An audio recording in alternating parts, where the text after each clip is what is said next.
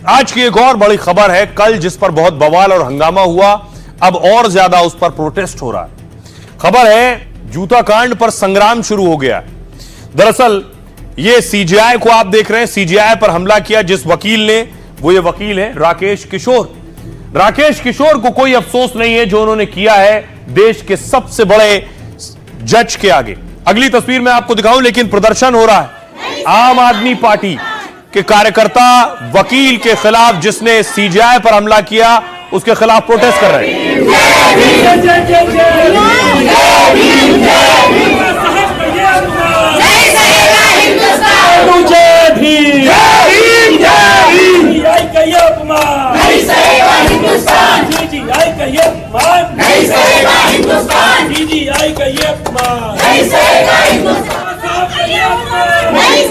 दूसरी तरफ पुणे में देखिए सुप्रिया सुले ने प्रदर्शन किया है और सीजेआई पर हुए हमले के खिलाफ प्रोटेस्ट किया।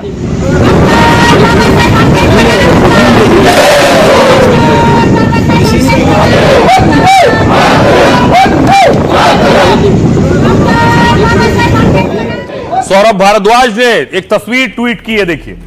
आम आदमी पार्टी के नेता सौरभ भारद्वाज ने उस वकील को जूते की माला पहना दी है और लिखा है जूतों की सही जगह। दूसरी तरफ वकील प्रोटेस्ट कर रहे थे वकील के हक में जिसने हमला किया था। ये आप देख रहे हैं, कुछ वकील भी उतर कर आए, विरोध में प्रदर्शन कर रहे थे।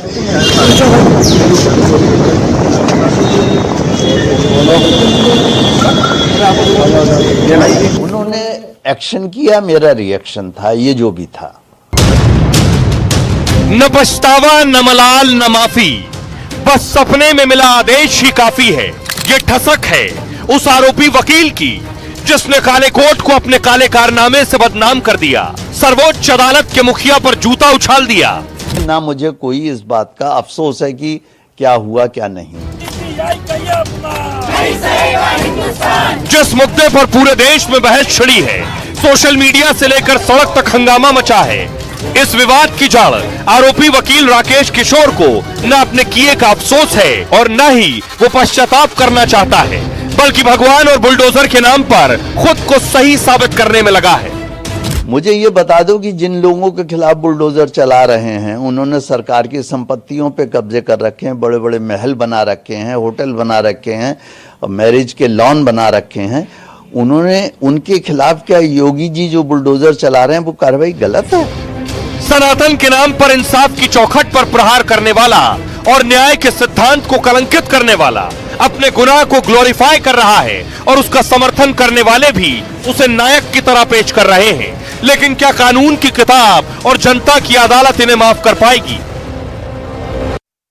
और आइए आपको बताऊं, ताज्जुब इस बात का है कि जो आरोपी है वो उसे कोई गिला शिकवा नहीं, उसे कोई अफसोस और पछतावा नहीं। देखिए क्या कह रहा है ये आरोपी है जो कटघरे में है। चीफ जस्टिस पर जूता फेंकने वाले को कोई अफसोस नहीं। राकेश किशोर बोला मुझे दैवीय शक्ति से यह करने को कहा, यानी इनको दैवीय शक्ति ने कहा हमला करो सीजेआई पर। रात को सपने में आकर कहा तुम्हें चैन की नींद कैसे आती है।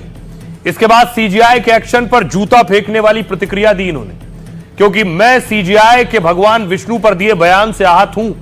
सुप्रीम कोर्ट के बार बार बुलडोजर कार्रवाई रोकने से भी नाराज हूं मैं। सीजेआई ने हाल ही में कहा देश कानून से चलता है, बुलडोजर से नहीं। मूर्ति और बुलडोजर पर सीजेआई की टिप्पणी से वकील भड़के थे। उन्होंने कहा मैं कम पढ़ा लिखा नहीं हूं, MSc, PhD, LLB gold medallist हूं। मैं हिंसा के खिलाफ हूं, लेकिन सोचिए ऐसा करना क्यों पड़ा मुझे। आरोपी वकील ने चीफ जस्टिस गवई को धर्म विरोधी बताया। कहा दूसरे समुदायों के लोगों के खिलाफ अगर केस आता है तो सीजेआई बड़े बड़े स्टेप लेते हैं, लेकिन हिंदुओं का मजाक उड़ाया। मूर्ति वाली याचिका खारिज कर देते, पर मजाक क्यों उड़ाया। हल्द्वानी में रेलवे की जमीन पर विशेष समुदाय का कब्जा है। सुप्रीम कोर्ट ने वहां 3 साल पहले स्टे लगाया जो अभी भी लगा हुआ है। 71 साल का आरोपी वकील दिल्ली के मयूर विहार फेज 1 में रहता है। वकील राकेश किशोर के खिलाफ रहवासियों ने शिकायत भी की थी। अब सीजेआई पर जूता फेंकने के मामले में बड़ा एक्शन हुआ है, वो ये कि सुप्रीम कोर्ट बार एसोसिएशन ने आरोपी वकील का लाइसेंस रद्द कर दिया है। बार काउंसिल ऑफ इंडिया ने भी तुरंत निलंबित कर दिया है। यानी अब कभी भी आरोपी वकील की प्रैक्टिस नहीं हो पाएगी। 15 दिनों में कारण बताओ नोटिस जारी किया गया है। सुनिए जरा आरोपी वकील क्या कह रहा है अपनी सफाई में। 16 सितंबर के बाद से मुझे नींद नहीं आ रही थी और कोई परमात्मा की शक्ति मुझे नींद से उठा उठा के कहती थी कि भाई ये क्या कर रहे हो, तुम सो रहे हो, देश जल रहा है, तुम सो रहे हो। तो इसलिए मुझे ये करना पड़ा कि 16 सितंबर को चीफ जस्टिस की कोर्ट में एक PIL किसी व्यक्ति ने दाखिल की, तो गवई साहब ने उसका जो है पूरी तरह से पहले तो मजाक उड़ाया कि आप मूर्ति से प्रार्थना करो, जाके आइडल से कहो कि वो अपना सर खुद रिस्टोर कर ले। इनजस्टिस ये किया कि उसके रिट पिटीशन को खारिज भी कर दिया। तो इन चीजों से लेके मैं बहुत आहत था, बहुत टॉलरेंट रहे, आज भी हम टॉलरेंट हैं, लेकिन जब हमारा अस्तित्व खतरे में है तो मैं चाहता हूं कि सनातनी कोई भी चुप ना बैठे। उन्होंने एक्शन किया, मेरा रिएक्शन था। तो आरोपी की आपने सफाई सुनी, लेकिन इस पर सियासी घमासान शुरू हो गया है। सियासतदान सवाल उठाने लगे, जो कुछ हुआ इसके लिए आखिर कौन जिम्मेदार है। देखिए, सुप्रीम कोर्ट में CJI पर हुए हमले से हर भारतीय नाराज है। प्रधानमंत्री को जैसे ही पता चला उन्होंने ट्वीट किया, CJI से बात की। ऐसे निंदनीय कृत्यों के लिए कोई जगह नहीं है। अरविंद केजरीवाल ने कहा, यह CJI नहीं, भारत की आत्मा और न्याय व्यवस्था पर हमला है। ऐसी राजनीति और गुंडागर्दी ये देश कभी बर्दाश्त नहीं करेगा। अखिलेश यादव ने कहा, PDA समाज अब इन वर्चस्ववादियों से अपमान सहन नहीं करेगा। यह लोकतांत्रिक और न्यायिक इतिहास की शर्मनाक घटना है। सौरभ भारद्वाज ने कहा, कुछ लोग गांधी जी के हत्यारे और इस वकील को हीरो मानते हैं। VHP अध्यक्ष ने कहा, कोर्ट में वाणी पर संयम रखना वकील और जज की भी जिम्मेदारी है। CJI गवई की बहन और माता जी ने घटना की निंदा की। CJI की बहन बोली, इस जहरीली विचारधारा पर लगाम जरूरी है। सॉलिसिटर जनरल तुषार मेहता ने कहा, मैं CJI को 10 साल से जानता हूं, वो सभी धर्मस्थलों पर जाते हैं। आइए सुनिए जरा सियासतदान क्या कह रहे हैं। जहरीले सांप हैं ये लोग, और ये लोग इस देश को बर्बाद कर देंगे।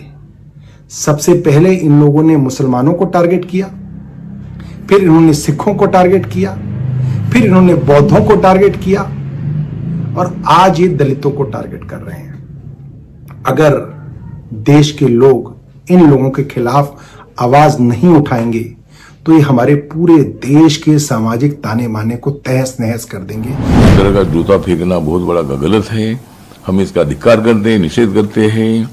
और जिस वकील ने मतलब इस तरह जूता फेंका है, उनके ऊपर एट्रोसिटी एक्ट का गुना लगाना चाहिए और उनके ऊपर फौरन कार्रवाई हो। कि आखिर भाजपा के लोग चुप क्यों हैं, चुप्पी क्यों नहीं तोड़ रहे हैं। और ये जूता केवल माननीय मुख्य न्यायाधीश गवई साहब पर नहीं फेंका गया, बल्कि ये जूता देश के संविधान और संविधान के निर्माता बाबा साहब अंबेडकर पे फेंका गया है। सुप्रीम कोर्ट के अंदर में और चीफ जस्टिस के साथ जो घटना हुई है, उसके लिए प्रधानमंत्री जी ने खुद चीफ जस्टिस ऑफ इंडिया से बातचीत करके दुख भी प्रकट किया है और कंडेम भी किया है। कहा ये कि ये देश के लिए बहुत दुखद घटना है। दलित चाहे चीफ जस्टिस ऑफ इंडिया हो वो भी सुरक्षित नहीं है, और दलित अगर हरिओम हो तो वो भी सुरक्षित नहीं है उत्तर प्रदेश की सड़कों पर। एक ऐसा व्यक्ति जिसने ये किया और कहा कि हाँ मैंने किया, मुझे कोई रिग्रेट नहीं, उसके खिलाफ क्या कार्रवाई की जा रही है, क्या पुलिस एक्शन किया जा रहा है? वो इतिहास बना दिया, और इतिहासकार जब भी लिखेगा तो गवई साहब का सोने के अक्षरों में ये इतिहासकार लिखेगा। एक सच यह भी है कि CJI ने जो टिप्पणी की थी उसके बाद उनके खिलाफ एक सोशल मीडिया कैंपेन चल रहा था, और वो कैंपेन लंबे वक्त से चल रहा था। वो कैंपेन भड़काने के लिए था, उकसाने के लिए था, और इसीलिए एक यूट्यूबर को पुलिस ने हिरासत में लिया था। आप देख रहे हैं अजीत भारती, जिन्हें हिरासत में लिया गया और उसके बाद उन्हें छोड़ा गया। 3 घंटे पुलिस ने पूछताछ की है उनसे। अब देखिए सोशल मीडिया पर चीफ जस्टिस के खिलाफ क्या चल रहा था पिछले कई दिनों से। सोशल मीडिया पर कई लोग CJI के खिलाफ लिख रहे हैं, कई लोग CJI पर हमले को जायज बताने में लगे। मोहित नाम के यूजर ने लिखा, जूते से ज्यादा बंदूक बेहतर होती। तो क्या यह शख्स CJI की हत्या के लिए उकसा रहा था? वकील के जूता फेंकने पर कुछ यूजर कह रहे हैं सही किया, पॉडकास्ट में 3 लोग मिलकर सीजेआई पर विवादित चर्चा कर रहे थे। इसमें यूट्यूबर अजीत भारती ने कई आपत्तिजनक टिप्पणी की। आरोप है कि यूट्यूबर ने सीजेआई की गाड़ी को घेरने के लिए भी उकसाया। उसके दूसरे साथी ने सीजेआई के मुंह पर थूकने तक की बात की। वीडियो वायरल होने पर नोएडा पुलिस ने अजीत भारती को उठाया। अजीत भारती ने पोस्ट किया, मैं ठीक हूं, कोई गिरफ्तारी नहीं हुई है। यह पूरा बवाल भगवान विष्णु की मूर्ति मामले पर बयान से शुरू हुआ। दावा है सीजेआई ने कहा था मूर्ति ठीक करने के लिए भगवान से कहो। खंडित मूर्ति बनाने के लिए सीजेआई ने एएसआई की परमिशन का तर्क दिया था, क्योंकि यहां मूर्ति बनवाते तो फिर दूसरे मामलों में भी यही आदेश लागू हो जाता। मतलब एएसआई संरक्षित कई जगहों पर बदलाव की मांग उठती। लेकिन इस तर्क को समझे बिना सोशल मीडिया पर हंगामा शुरू हुआ। इसलिए याचिकाकर्ता के वकील ने भी ऐसे बयानों को झूठा बताया। जस्टिस विनोद चंद्रन ने सोशल मीडिया को एंटी सोशल मीडिया कहा। कपिल सिब्बल बोले, सोशल मीडिया से वकीलों को रोज दिक्कत होती है। सुनिए इस पर सियासतदान क्या कह रहे हैं। ये जूता हमारे संविधान के ऊपर फेंकने की कोशिश की है, हमारे संविधान के ऊपर। और सत्ता पे वही लोग हैं जो संविधान को मानने को तैयार नहीं, और ये उनके ही चेले चपाटे हैं। घटना निंदनीय है। कोई भी भारतीय इसके पक्ष में नहीं हो सकता। कोर्ट चल रहा था, उस समय इस तरह की घटना हुई और हम इसकी निंदा करते हैं। पर ये जूता नहीं था, सिर्फ हमारी प्रणाली पे था, न्यायिक व्यवस्था पे था। गवई साहब क्या कर रहे हैं? हमारी आपकी उनके निर्णयों के साथ हमारी डिफरेंसेस हो सकते हैं, किसी भी जुडिशियल मैकेनिज्म ये होता है, लेकिन वो तो संविधान रख करके ना वहां बात कर रहे हैं। वो जूता संविधान पे चलाने की कोशिश थी। उनको कुछ कहना है तो कोर्ट में ही जाके कह सकते थे, लेकिन ऐसे व्यवहार करना, ऐसे एक बहुत बड़ा विद्वान व्यक्ति के खिलाफ ये बहुत बड़ा गलत है। इस घटना का घोर विरोध करता हूं, निंदा करता हूं और उस मानसिकता का विरोध करता हूं कि जो आज इस देश के चीफ जस्टिस के पद पर कोई दलित बैठ गया तो क्या उसके साथ इस प्रकार का व्यवहार किया जाएगा? पीड़ा उन सब दलितों का है जो गवई साहब को हमला से अपने आप को जोड़ के देख रहा है। जो गवई न्याय पद्धति को मजबूत करने में लगे हुए, उसी गवई को लोग रिसीव करने नहीं आते हैं। बिहार कांग्रेस के अध्यक्ष को आप सुन रहे थे, वो रो पड़े, उनके आंसू आ गए इस कांड के बाद। आइए अब आपको बताऊं, गवई साहब की बात हो रही है तो उनके बारे में कुछ जान लेते हैं। जस्टिस बीआर गवई का पूरा नाम भूषण रामकृष्ण गवई है। महाराष्ट्र के अमरावती में 24 नवंबर 1960 को उनका जन्म हुआ। सीजेआई के पिता रामकृष्ण सूर्यभान गवई बिहार के राज्यपाल रहे। कद्दावर दलित नेता को दादा साहेब के नाम से जाना जाता है। जस्टिस गवई ने कहा था, मेरे पिता 40 साल कांग्रेस से जुड़े थे। गवई इसलिए राहुल गांधी से जुड़े मामले से अलग होना चाहते थे। जस्टिस केजी बालाकृष्णन के बाद बीआर गवई दूसरे दलित सीजेआई। उन्होंने साल 1985 में महाराष्ट्र से वकालत की शुरुआत की। गवई साहब नागपुर और अमरावती नगर निगम के वकील थे। गवई 2005 को बॉम्बे हाई कोर्ट के स्थायी जज बने थे। 24 मई 2019 को सुप्रीम कोर्ट के जज बने। 23 नवंबर को रिटायर होंगे। चीफ जस्टिस भारत के सर्वोच्च न्यायालय के प्रमुख होते हैं। सीजेआई भारत में सबसे प्रभावशाली पदों में से एक माना जाता है। राष्ट्रपति प्रधानमंत्री के बाद देश का छठा सबसे बड़ा पद है। भारत के राष्ट्रपति ही परामर्श के बाद सीजेआई की नियुक्ति करते हैं और सीजेआई को लगभग 2,80,000 वेतन के साथ कई और भत्ते और सुविधाएं मिलती हैं। आइए अब आपको सुनवाता हूं इस घटना कांड के बाद। सोचिए, देश की सबसे बड़ी अदालत में सीजेआई बैठे हों, उन पर कोई हमला कर दे, उनके परिवार को चिंता होना लाजमी है। सुनिए उनकी माता जी और उनकी बहन क्या कह रही। नोट हाथ में लिए हुए ऐसा बर्ताव करते हैं कि भारत के लिए वो बर्ताव शर्मिंदा है। देश में अराजकता फैल सकती है, ये करने का ये देश में किसी को भी अधिकार नहीं है।